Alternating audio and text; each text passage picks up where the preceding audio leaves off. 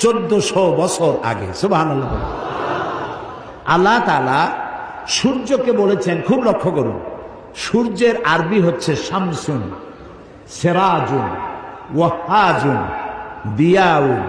এগুলি সূর্যকে বলা হয়েছে। এর অর্থ কি?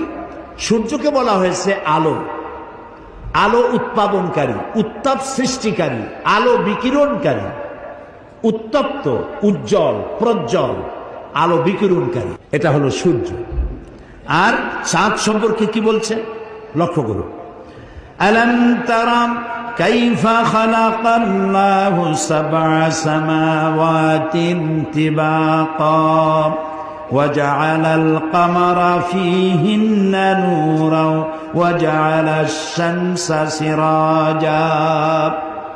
মহাপবিত্র সেই মহান সত্তা আল্লাহ রাব্বুল আলামিন, যিনি 7 আসমান সৃষ্টি করেছেন। ওয়াজআলাল কামারা ফীহিন্না নূরান, আর যিনি চাঁদ সৃষ্টি করে তার মধ্যে আলো দিয়েছেন। ওয়াজআলাশ শামসা সিরাজা, আর সূর্যকে করেছেন উজ্জ্বল আলো সৃষ্টিকারী।